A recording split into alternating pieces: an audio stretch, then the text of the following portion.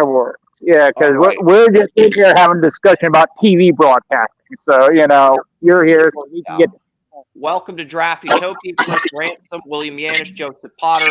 Today we're going to discuss the outside linebacker rankings. You'll get that in the 10 a.m. hour, and then in the 11 a.m. hour, you'll get all the other good stuff, including the MLS Cup preview, MLS draft rumors I've heard leading up to the college showcase, first team that punched their ticket to the Final Four. It is an underdog, and you'll also be getting the bye week updates in the NFL. And maybe Joey will attempt to guess what famous person followed me in the sports media world. But let's begin with the outside linebacker rankings. There's 30 outside linebackers. There's a lot of players we got to get to. And I'm looking at this week, and there's a lot of players in these rankings that I like. And Joey disconnected before I got a chance to begin the list. But regardless, we're going to start with the one player that is, I think, a first-round pick. I do not know why in the hell he's a 5th or 6th round pick on draft simulators, William. That's Jacob Rodriguez. I'm just trying to figure out, really? We've been talking about this guy since the beginning of the preseason. Now, did I think he was going to dominate in this fashion? Absolutely not. But this is a guy we've had on our radar since the preseason, so we're not surprised by his dominant play one bit. And yes, he's 5th in the Heisman standings at the moment. I don't know if he'll get an invite to New York, but he's 5th in the Heisman standings. And yeah, and I mean, this is a player. I mean, obviously Texas Tech. He's been absolutely, just priceless to them and what he's done. To put himself in that category of a player to actually be considered, a defensive guy played. Whether or not the media, I mean, they hype up whoever they want. They'd rather have quarterbacks, but no, man. Jacob Rodriguez is definitely a first round kind of guy, and absolutely. I have him in my top 10. At the moment, he's the only outside linebacker I have a first-round grade on.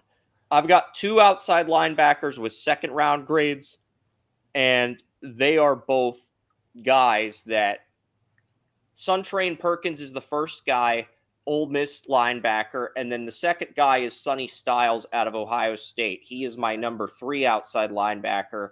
I have a second on him. Yeah, I did an evaluation on Sonny Styles last year, and I mean, he's definitely a great player, and I don't know how else to put it. I mean, he plays for Ohio State, man, and I mean, and he's definitely one of the best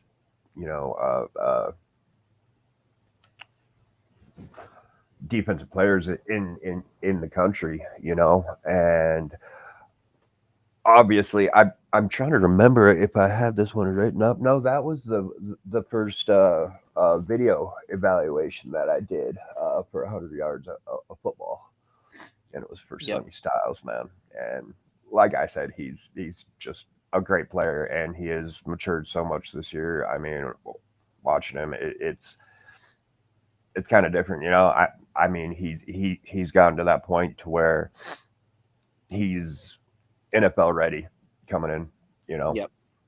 I've got a 97 for potential on Jacob Rodriguez, a 93 on Perkins, and a 92 on Sonny Styles. So, but it's very close. And I've seen some mock drafts with both Sonny Styles and the other Ohio State linebacker, Arvell Reese, who's our number 4 middle linebacker. I have a second on Reese at the moment, but I think he could get pushed up if Austin Romaine goes back, because there are rumors Austin Romaine's going to return to Kansas State for his senior year. But until Romaine confirms his decision, I'm going to have Romaine and Anthony Hill Jr. ahead of Arvell Reese, because I think Arvell Reese has had a great year, but I still like those middle linebackers better. But I've seen both Styles and Reese very high in mock drafts, a lot higher than I'd put him. But at the same token, it's warranted with Ohio State's 12-0 start. Yeah. obviously, and I mean, it's, yeah.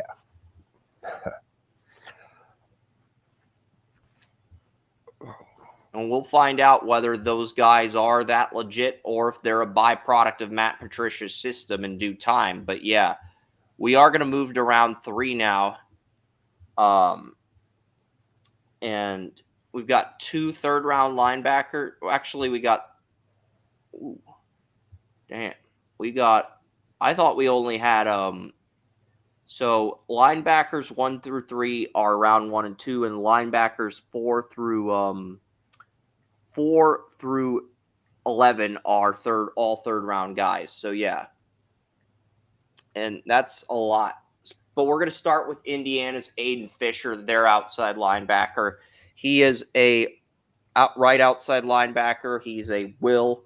But Aiden Fisher, he's going to be key for Indiana tonight. It's going to start if Ohio State.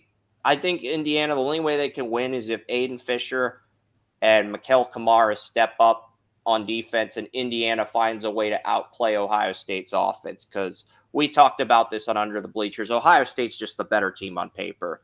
But I think Aiden Fisher's a third-round guy. It would take a really horrible game from him tonight and a horrible playoff for him to fall to day 3. Yeah, for sure. And like you said, I mean, I love the upstart Indiana team and all that good stuff, but Ohio State's just too much. I mean, it's going to be one of those things. Maybe next year, Kurt Cignetti can come back and show that this team can actually play with Ohio State. Suggested they get DJ Lagway from Florida in the portal. I don't know if he'd work in Cignetti's offense or if that's the guy Cignetti would want. That's the other thing. Yeah, I'm not so sure about that. Cignetti so far has obviously been a guy who's had a pass first quarterbacks. I mean, he started out there. I mean, they're up to Fernando Mendoza now, but a couple years back, having that kid that played for San Francisco for a minute, and a few of the other ones. I mean, obviously Michael Penix wasn't running quarterback at all. I mean, kind of an injury risk if you ask me, but yeah, he didn't really do much until he got to Washington, and so. But yeah, we've gone through 4 linebackers: Rodriguez, Perkins, Sonny Styles, Aiden Fisher. You want to say anything, Joey, before we get to outside linebacker? Yeah, I'm a supporter of Sonny Styles. I just think he's got the star potential. I really think he's going to make something of himself. He's had some big performances, and I think he's shown a lot to fit in multiple defenses in the NFL.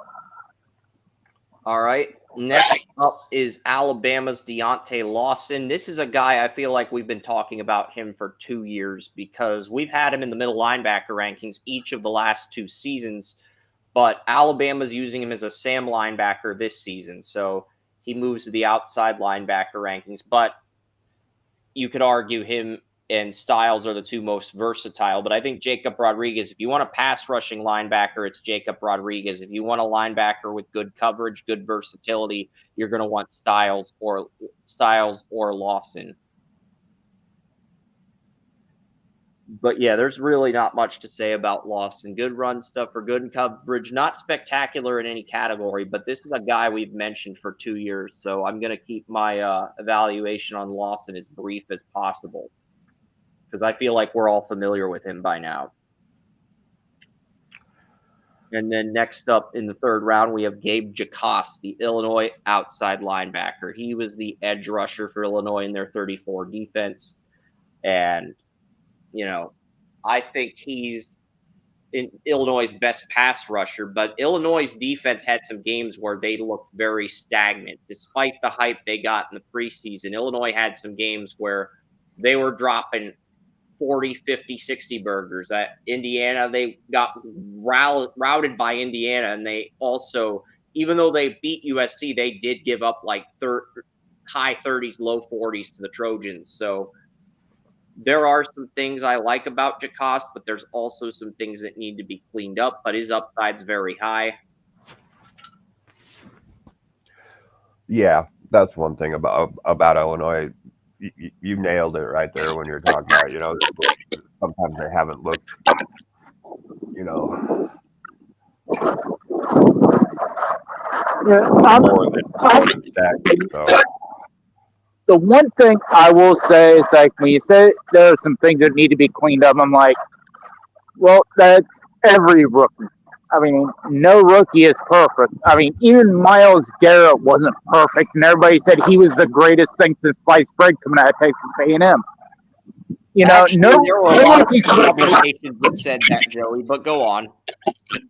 I was going to say, don't you dare bring up Mitchell Trubisky. That was something that I raged on several times. Just we both hated Trubisky as a prospect, Joey. Relax.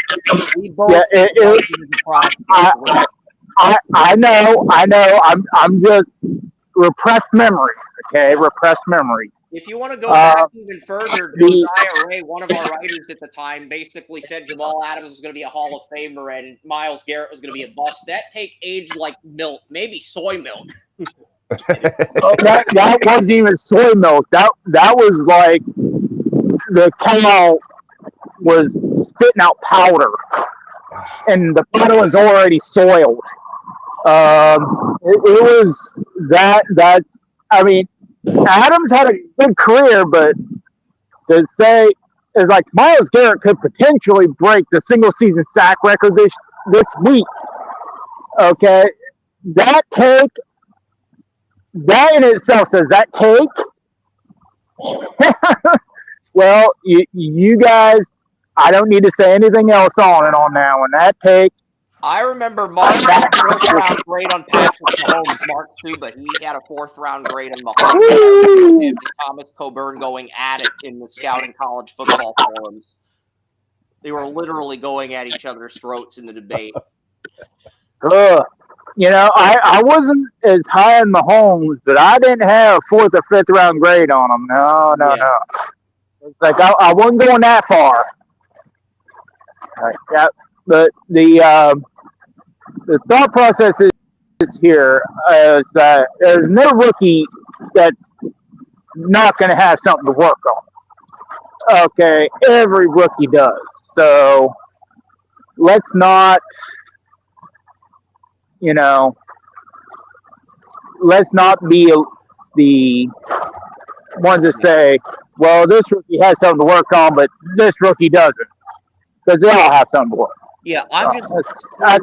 Dave Jacost was the captain of Illinois. I'm just seeing what he did this year before we get to the next guy, who I did have a preseason 1st round grade on. He had 11 sacks, and he was 245 entering the year. He's now listed at 275 on ESPN. So he had 10.5 sacks in 2024, 11 this year. So the sacks are consistent, even though the game film might not be consistent with some really horrid performances by Illinois' defense against Indiana and USC.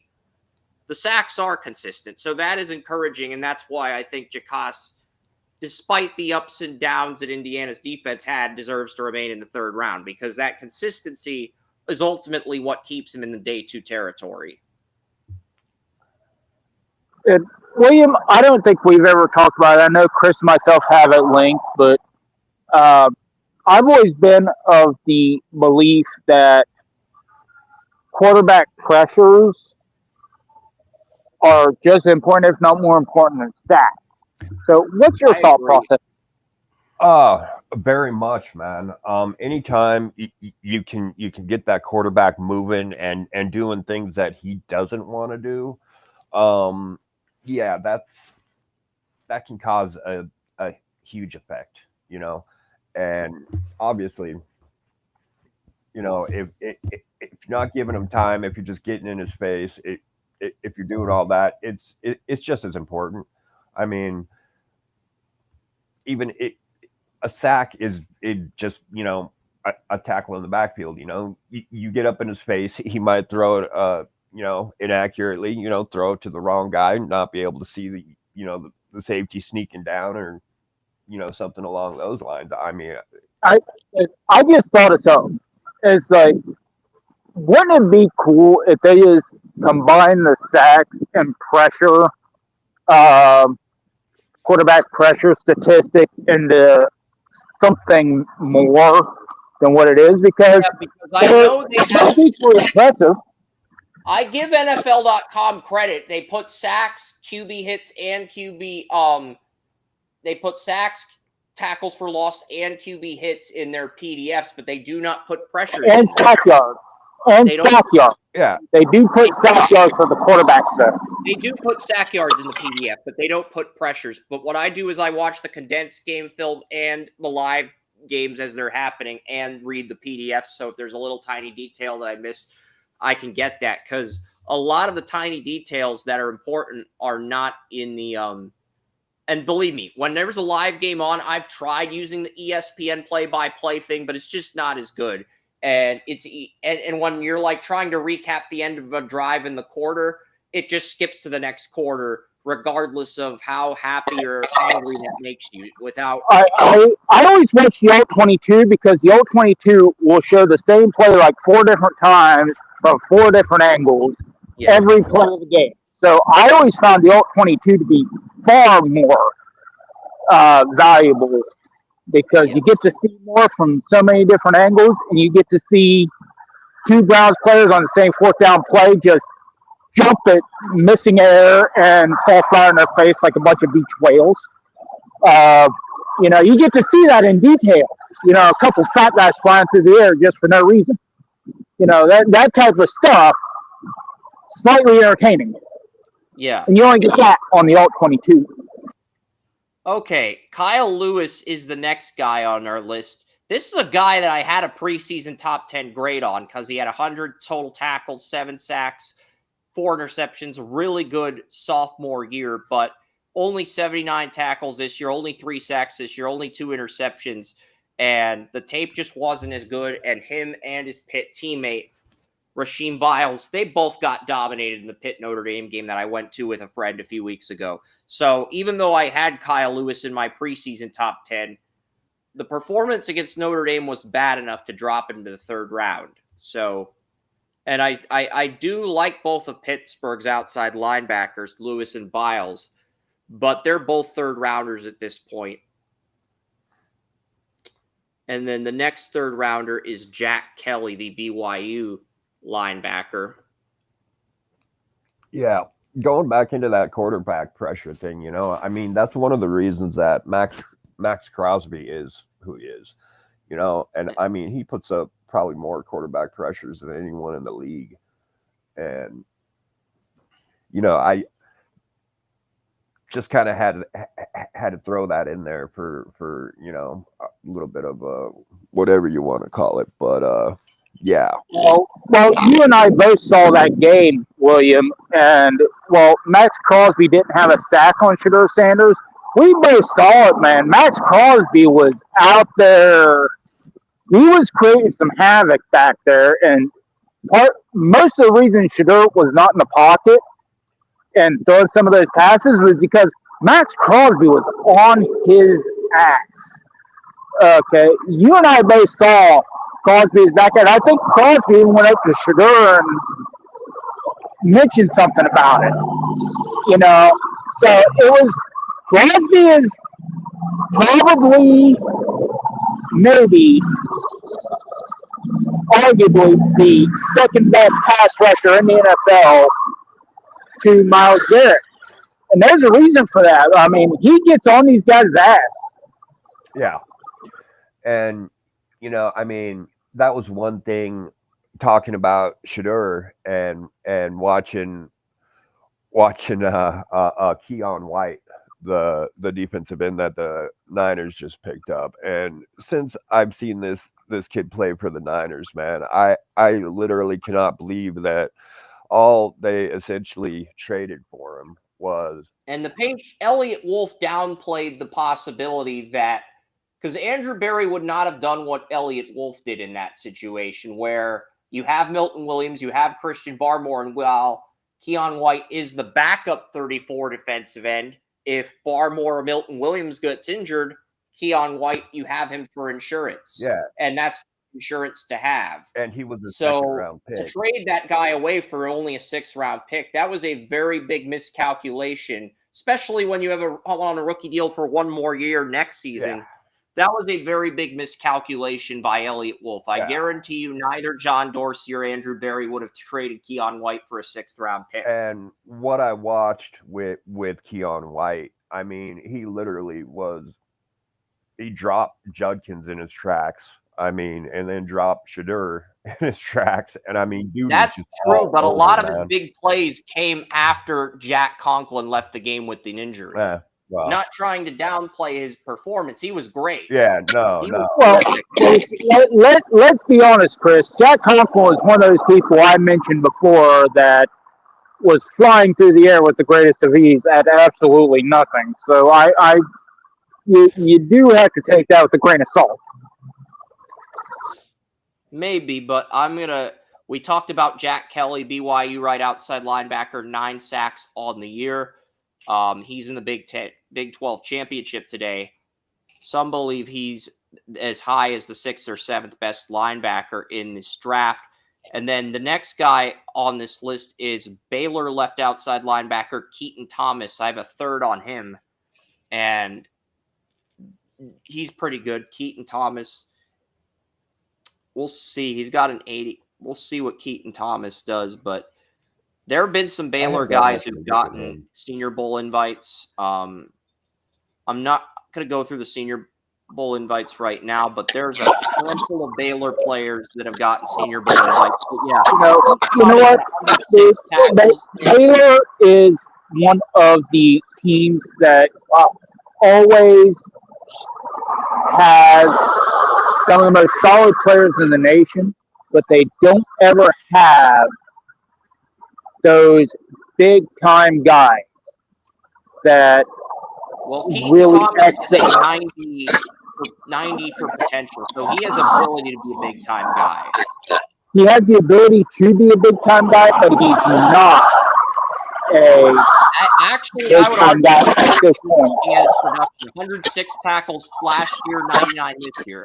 So I would argue he does have the ability to be a big-time guy. He has the ability, but I want to see more. You know, we've got a couple games left, and Baylor's going to have their toughest. No, because today's conference championship week, Joey. So for the is Baylor to make the conference championship, this is the final product.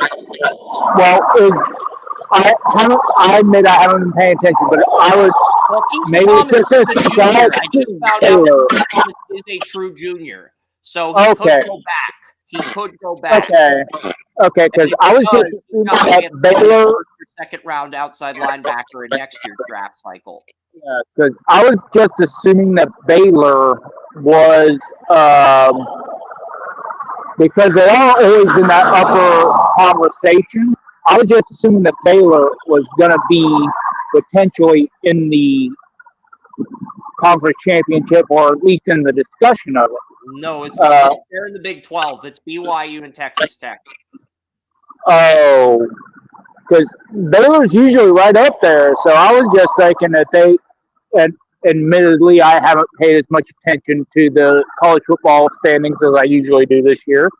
But at the same time, I thought, Baylor would be right up there and competing with the. To be fair, Baylor was the favorite, according to Phil Steele, in the preseason to win the Big 12 conference. To be in your defense, Phil Steele did have Baylor as the overwhelming favorite to win the conference.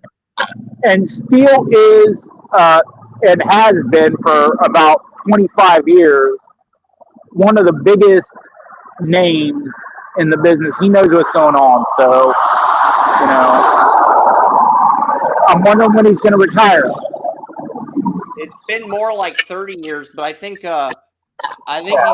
Yeah, I'm not going to get into the family. Or Because I don't think he was a Sporting News. to do that. I first came into knowing him when he was with Sporting News. He was a columnist, and I got Sporting News on the weekly. Well, Phil Steele was his father. His first kid graduated college last year, and his second kid's only like maybe entering kindergarten. So Phil Steele might be in the business for 15 more years. I'm not going to comment further about his family. I don't think it's appropriate, and I respect him too much as an entrepreneur. So yeah, Phil Steele is in business for 15 more years. That's on the table. Yeah. Yeah, and he is, if he says it, he's one of the people, when it comes to college football, I respect the most. So if he says it, we gotta pay attention. It's gonna turn some heads. Yep. And the final third-round player is Texas A&M's outside linebacker, Torrey York. He's the final player. We do have a 90 for potential on him, but Torrey York is the final player with a third-round grade in this group. And there's 30 outside linebackers. There's only 20 middle linebackers next week, and I'm open to reducing that to 15. We were originally going to go 25, but then we realized that's too much.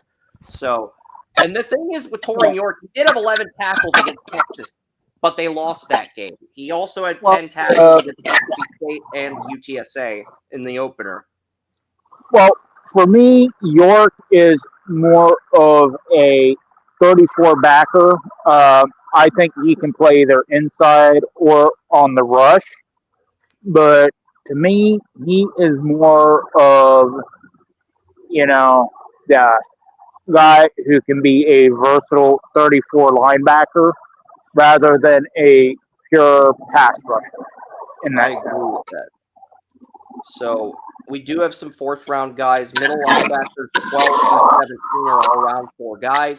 We start with Harold Perkins Jr. This is a guy who people were very high on in the preseason, hoping he'd take a leap after a season-ending injury in 2024. That did not happen, but I still think he's good enough to get picked on day 3 in the 4th round, the early part of the 4th round. And who did you say it was? Harold Perkins Jr. at LSU. Harold Perkins, huge ceiling, massive potential, has underperformed so far this year. Yeah. Day 3. Another guy that I have in day 3 that might sneak into day 2 is Cincinnati's Jake Golday. Golday's had a big year for the Bearcats, and outside, I thought Cincinnati's corner was going to have the biggest impact on their defense outside of Dante Corleone, but Jake Golday, all Big 12 honors, 6'4", 240, 104 tackles this season, 3.5 sacks, 3 deflections. And he is the Golday's an interesting one because he's always been an all right player, but he's never actually emerged as anything close to what he's emerged to this year.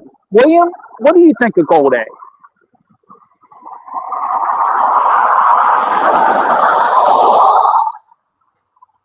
You there, William? What do you think of Golday? Because I don't think he's never really portrayed that he has the potential and the talent that he has this year. So what do you think about his emergence? Yeah, when you see some of these players, obviously, they have stuff to work on.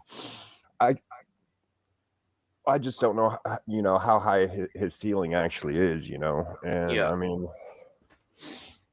I had an 89 out of 99 for potential on Golday, which is right below Pro Bowler, but is right where you want your high-end starter to be. But it's like, someone has a 90 on him now, so it's like, I don't know what to think of Golday. Is he a guy who can move up? Definitely, if he has a good Senior Bowl, good combine, but I also feel like there is a little bit to be desired because there's some other linebackers in this round that have really good value. Sean Elliott is expected to declare for the draft from Arizona State.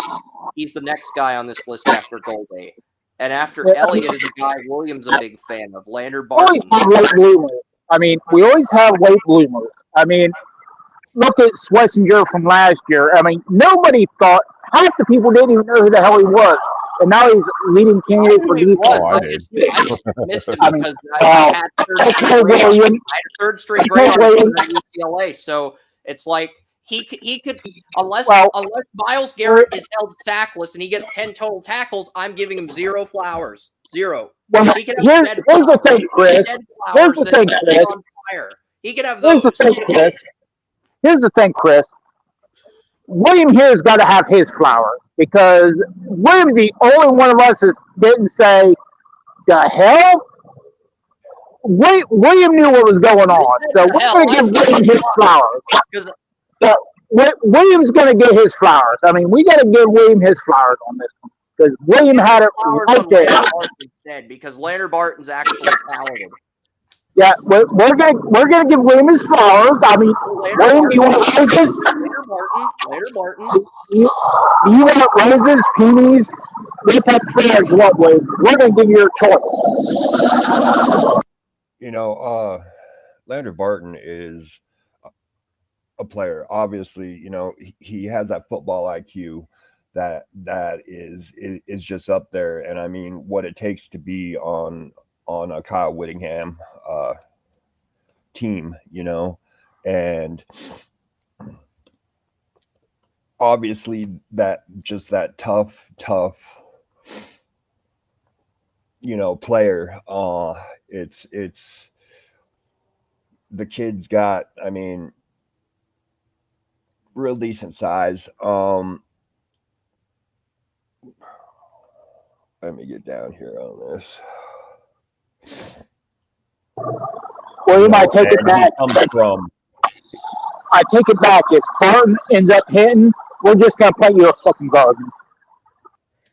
Well, Lander Barton, he's a guy that maybe he should be in the middle linebacker rankings, but he's listed as an outside linebacker this year, and his teammate actually did make our middle linebacker rankings. So just throwing that out there. And obviously, you know, he comes from a football family, you know, being the younger brother of Cody Barton, and I think there was another one, wasn't there?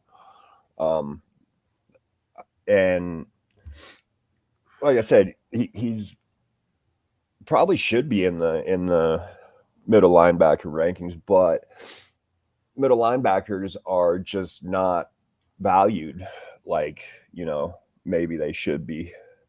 I think, honestly, Barton's a 43 outside linebacker, 44 inside linebacker, but Utah has another linebacker listed as their Mike, and they have Barton listed as their Will or Sam this year. William, can you refresh my memory real quick? You say you're a linebacker and defensive back, correct? Yeah. Yeah, okay, because, you know, that makes sense because I was an offensive and defensive lineman and I coached quarterbacks, so... You know, it makes sense that we, you know, are kind of on the same page with some of this stuff because we're right there. Yeah. And, you know, I mean, on offense, you know, I was a tight end, you know, backup quarterback. You know, I didn't have the name to play quarterback. I had one hell of an arm, you know. I was 15 years old throwing, you know, a football 60 yards. But, you know, besides that, it translates back to the middle linebacker thing because, you know, they're the quarterback of the defense. And not only that, but it also translates, as you know, to if you want to play safety because the safety is the first read for the quarterback. What that safety's doing tells you what coverage they're in. Yep. So it all makes sense. It's all one great big circle of life. Absolutely. Tony Rojas is the next player on this list, and I'm not sure. This was a guy who received multiple offers. Clemson, Georgia, Notre Dame, ends up at Penn State. There are rumors he might enter the portal, so we'll see. He's only 20 years old, though. We do have an 88 for potential on Rojas, but I don't think he's as skilled as Barton. But I love Rojas. I loved Rojas when he signed. I loved him as a freshman. I mean, I think he has so much talent, so much potential, and quite frankly, I'm ashamed of Penn State because I thought Rojas had the potential when he came in, He and got after his injured freshman in year, the Oregon game. In his defense, Joey, did, Rojas got injured in the Oregon game. but I thought they could develop him so damn much better. And I hope he takes the portal, and I hope he goes somewhere that will develop him into the superstar I think he can be. Yeah. I do think he has potential to be a high-end starter. I've got an 88 out of 99 on him. Same grade I had on Leonard Barton. And the final guy we have here for round 4 is Trey Moore. But before we get to Trey Moore, I'm going to let William speak because I think he wanted to say something quickly.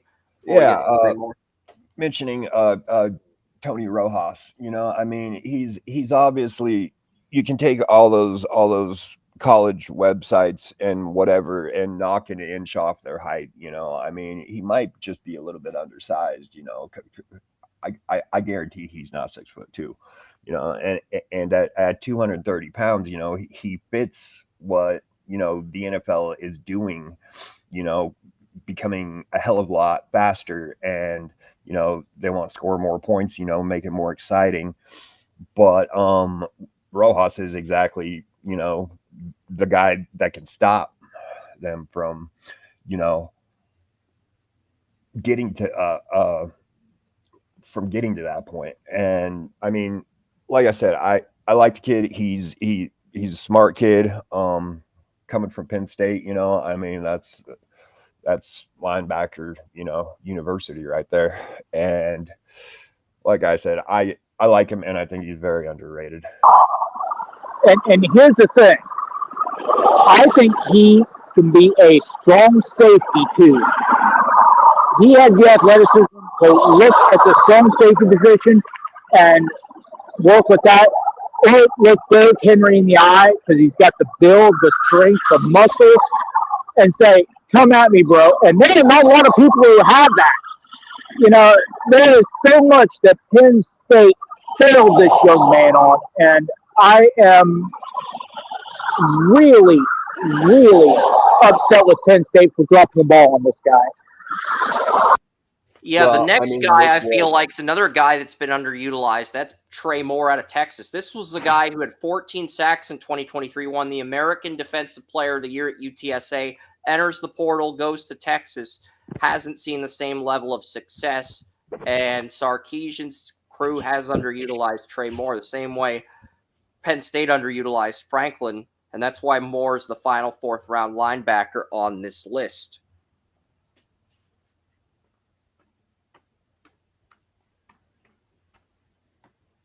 I mean, Trey Moore, he complimented Anthony Hill Jr. on that Texas linebacking core, and Anthony Hill Jr. is our top middle linebacker, at least mine. But yeah, Trey Moore, final round 4 guy, and then we've got a few round 5 guys, only 3. I'm going to start with Kip Lewis, Oklahoma. Kip Lewis, Oklahoma linebacker. We'll see Kip Lewis in the playoff today. Yeah, and like I was just talking about Penn State, Oklahoma, another, defensive kind of team that, has players like this playing linebacker for them. Last year they had Danny Stutzman, and I just absolutely love him. And Kip Lewis is the guy who's mainly stepped up in the departure of Stutzman. Only 66 and 63 tackles next to Stutzman. This year, 35 solos, 37 assisted, 3 sacks. He had 2 interceptions, both that were pick sixes last year. If you remember, he intercepted Milroe. Kip Lewis, he intercepted Milroe and had the pick 6 in Oklahoma's win over Alabama. Yeah.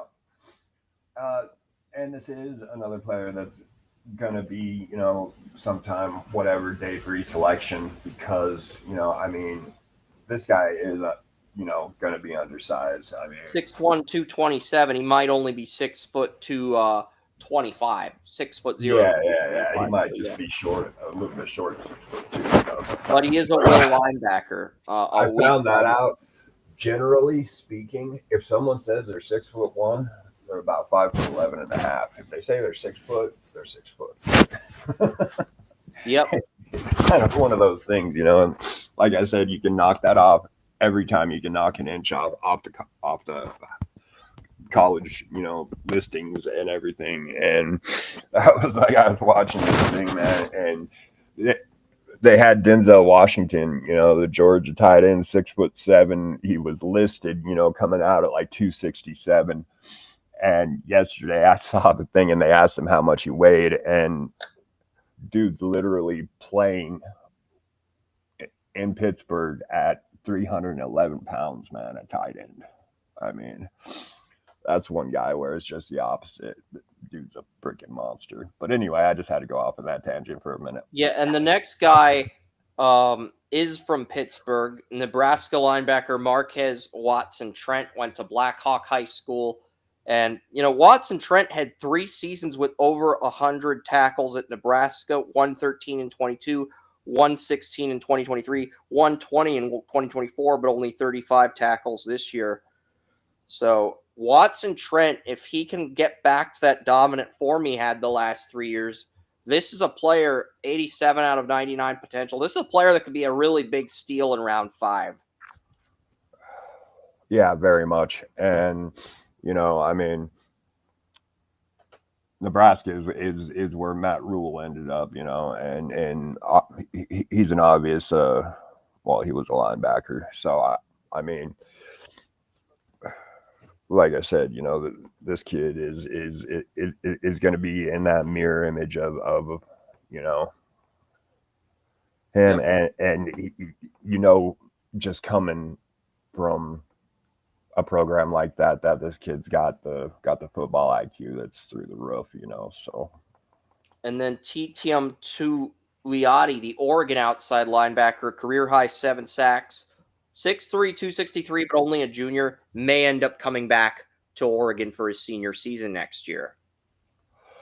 Yeah, that's totally a question nowadays, you know, with in the land of nil and transfer portals, you know, what year they're coming out and whether they're gonna, you know, do it to their own, you know, if they see the fact that maybe the linebacker class, maybe they should wait another year, you know, after this one, because I mean, defensive end and linebacker is you know, definitely quality in this draft. So yeah, you know, William, after Restream quit whacking me, I can say that I agree with you 100%.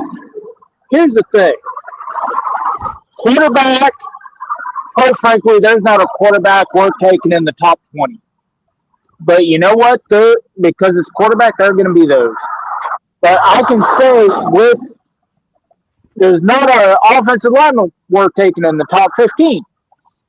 Guess what? There is a great lineman draft, Joey. You were wrong on the 27 offensive lineman draft. The only lineman you like is the Ohio State lineman, and outside Ohio State center, they don't have any I'm coming around to the Utah lineman. I'm coming around to the Utah offensive tackle. So cut me a little bit of slack. I'm a little bit late to the party, but I'm still showing up, and I'm showing up with some whiskey. So I'm showing up to the party.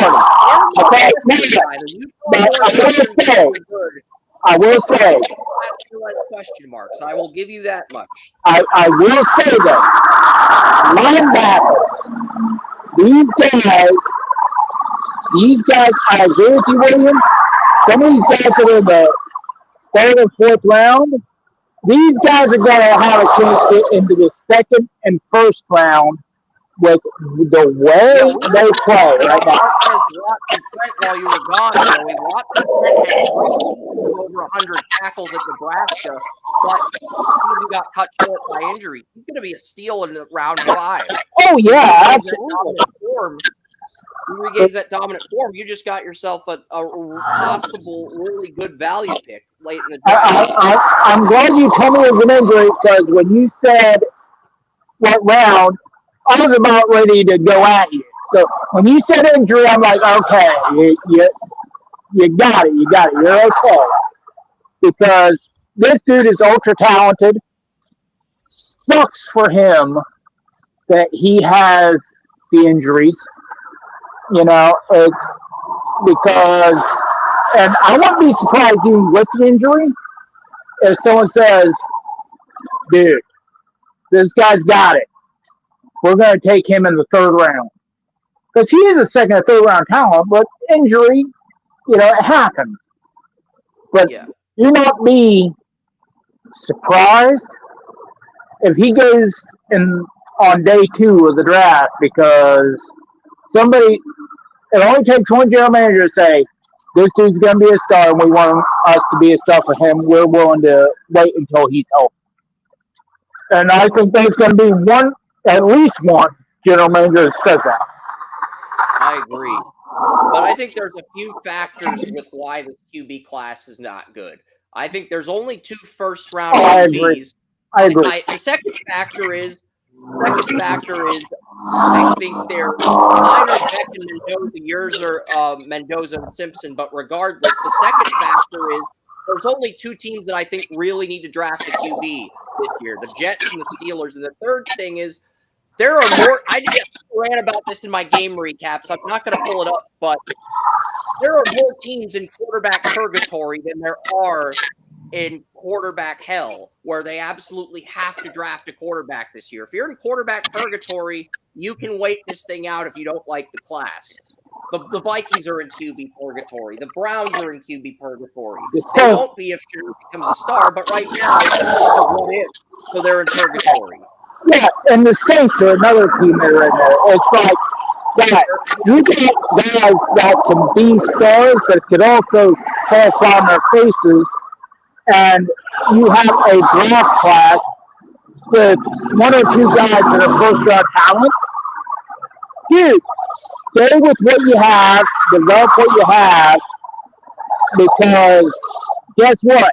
Yeah. If it does not, the next year's draft class, and this is another reason that the Giants are in purgatory unless Ward takes the leap next year. The Vikings are in purgatory, the Browns, the Saints, Atlanta with Penny on a rookie deal, missing most of next season, and Kirk Cousins still on his contract. So, yeah. Well, the Giants are in purgatory because Jackson Dart doesn't know how to stop. Colts as well. So there's a lot of teams in QB purgatory. The Raiders. I was going to say, yeah. Yeah, Raiders are. That's a different world. That's a different world, man. That's a different world. Aiden O'Connell definitely has the ability. QB here, but they don't need one right now. So unless they cut Geno. Yeah, and Aiden O'Connell is perfectly capable of developing into a starting quarterback. I'll say that right now. That's something that really got me. That's something that really got me because I thought Aiden O'Connell played a pretty good year his rookie year as a starter, and then they went out and got Geno Smith, who has played like a spaz. They got Minshew last year. And Minshew is. I love Minshew. It's more documented. I love Minshew. But man, he's the guy who gets 300 of the 2019 draft. So I knew he was not going to last long. He lasted longer than I expected as a starter, but I knew he wasn't going to have a successful career. O'Connell is the only quarterback the Raiders have had in the last 5 years that doesn't look like he has a severe case of ADD. Okay, I liked Dorian more than O'Connell. William liked O'Connell, and I'll give William credit. Well, William's right on this. William is right on this. That's why I piped up on this. Is because O'Connell. Why the hell did you go out and get Geno Smith? Why? You had O'Connell who has a very good chance and made enough plays that you could say, man, he can work with it. Well, he basically said no to fun fact. I'm actually the one that started comparing Aiden O'Connell to Officer Rod Barva, and I was the first one to come up with that. Just fun fact. But That's interesting. At Purdue, literally, this guy, he obviously not very athletically gifted. He doesn't have legs for anything. He's a statue in the pocket, but he has an arm and he spreads the ball around. And it's not just, he's not a one read quarterback, and it was just one of those things, and I was wondering what the hell the Raiders were doing. I'm like, Pete Carroll's, he's Here's just what the Raiders were doing with what he knows. Some of the Raiders coaches and scouts wanted Sam Darnold. Tom Brady said no to Darnold. He said yes to Geno Smith after he found out Seattle was going to get Darnold. So, well, yeah, and I can understand that because Tom Brady just wanted someone there to hold down the fort while they search for their quarterback over the next couple of years. Because I think people forget the fact that around draft time and early free agent time, that when the new GM was getting settled, Tom Brady was actually acting as both minority owner and general manager at that time, and he was just trying to say, guys, let's settle this thing down, let's get it going, and let's not, let's give the first year a chance here. Let's not roll with it because he's not a general manager. He knows it. He knows he's not a general manager. In training camp, he stayed on IR all year, and Pickett's a UFA after this year, but I'm guessing O'Connell, they'll let him play the final year of his rookie deal if they choose to keep him as the backup to Geno next year, and they choose to keep Geno too. Yeah. Well, I just wanted to reiterate, like, Tom Brady knew he wasn't a general manager, but he knows that he had to stabilize the franchise that he bought in. And that's all I was wanting to say. All right. Yep. They've got years to find a quarterback. We got to get to round 6 linebackers and round 7. We got through the first 20 linebackers, but we've got 10 more. We're going to get to those right now. And Desmond Purnell at Kansas State, have him in round 6. Eric Gentry, USC outside linebacker. Purnell posted a career-high 72 tackles, but 0-232, probably 5'11", 5'10", according to Williams' logic. So, yeah. Yeah, for sure. And this is another one, I mean, definitely got to see in the Big 12. And like I said, well, it says he's 6 foot right here, so I'll agree with, like I said, with that 6 foot logic. But he's been there for a minute. Redshirt senior, he's what? Well, I guess he's only 22 for that. Well, a round 6 guy that is very good value is USC's Eric Gentry, 6'6", 225. How many linebackers could say they had 76 tackles and 5 forced fumbles? Most players do not get 5 forced fumbles in a season. So Gentry is a very good value pick in round 6. Yeah, I bet he was probably watching, Peanut Tillman pull that old peanut punch, and I think that's about the only way you can get it.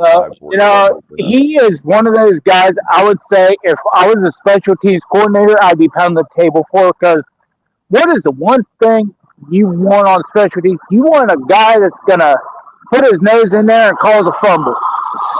You want a turnover right there. Let a guy who has a nose for the ball that's going to get a turnover every time. Man, I want that guy on my special teams. Exactly. I agree with that 100%, man.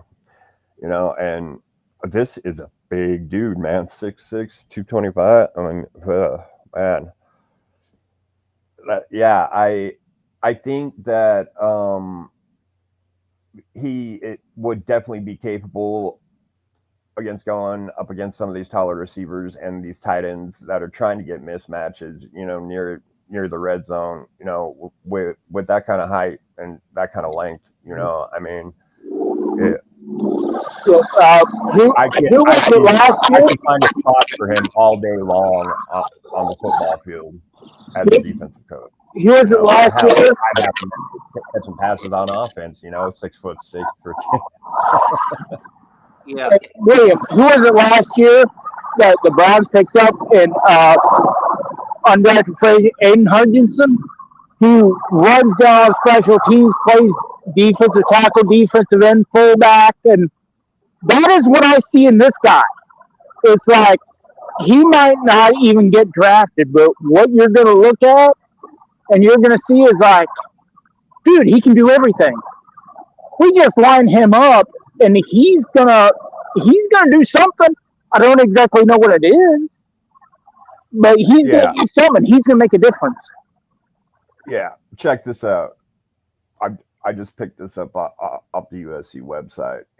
In his 4-year career, 1 season at Arizona State and 3 at USC, he has 195 tackles, including 19 and a half for loss, with 6 sacks, 10 pass breakups, 3 quarterback hurries, 3 forced fumbles, 2 interceptions, 1 blocked kick while appearing in 30 games with 17 starts. I mean, just seeing this is a guy that comes in there and just makes things happen. And obviously, he's got the athleticism. I mentioned the length, size, everything. I mean, and I can see somebody is going to find a spot for this guy on their team. Yeah, we only have an 86 out of 99 for him for potential, but I would argue his floor is in the low 80s. So there's not going to be a lot of development. Going to be very consistent. Maybe not a high-end starter or a star, but he's going to be very consistent, and he's going to be very productive for a team that takes a flyer on him in the late rounds. Yeah, and I agree with that 100%, man. You're definitely right with that. Ernest Hausman, the Michigan. I vote against the Chiefs getting him. The Chiefs better not get him, and neither should the Bills, because that makes me really sad. Yeah, I'm not quite sure what they would do with this guy. Fuck the Chiefs. You want the Packers to get him, and then John Madden to saying this is the best player the Packers have, or do you want Howie Roseman to get him? Do you want Madden or do you want Howie Roseman? What's Roseman going to do with him, though, man? You gotta ask yourself. What's Roseman going to do with him? Voice gonna come down from the heavens and just voice like thunder, like he laid the boom. It was like a shit. But no, I mean, okay, Howie Roseman has absolutely, some of these players that he's drafted the last couple of years, but I still feel that they're kind of underachieving what they should be, I mean, that's the thing. And both Jalen Carter and Jordan Davis are going to command 40 to 50 million a year. And I don't think the Eagles have enough cap space to keep both of them. And I'm guessing they're going to keep Jalen Carter and they're going to let Davis walk. I told Joey this a few weeks ago during the bye weeks, but yeah, Ernest Hausman, Michigan, comes in at 23. Isaiah Glasker, the BYU left outside linebacker, comes in at number 24. And our final 6th round linebacker is Stanquan Clark out of Louisville. All of those linebackers, 86 out of 99 potential. And then we've got the 85s in round 7. Starting off with Arian Carter of Tennessee. Arian Carter. And for everyone wondering, the NFL stuff, all this other stuff is going to be on the other stream. This stream's only going to feature the outside linebacker rankings. But Arian Carter. I really like Arian Carter.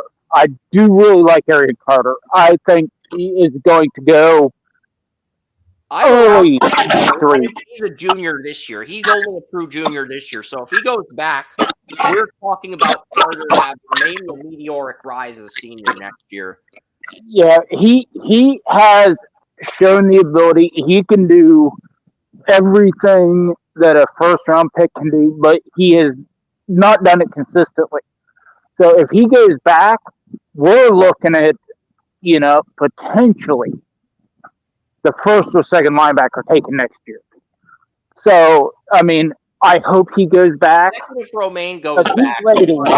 he'll be the first, maybe the first outside linebacker taken. Yeah, if he goes back, he's going to be ready to rock. If he comes out this year, I think somebody's going to recognize that potential and take him in around 4 or 5. Yeah, the next guy, number 27, Nnamdi Obiezer, a senior at TCU, 84 total tackles in 2023, 81 tackles 2024, 81 tackles in 2025, 6'3", 220, Eden Prairie, Minnesota. Very consistent linebacker for the TCU Horned Frogs.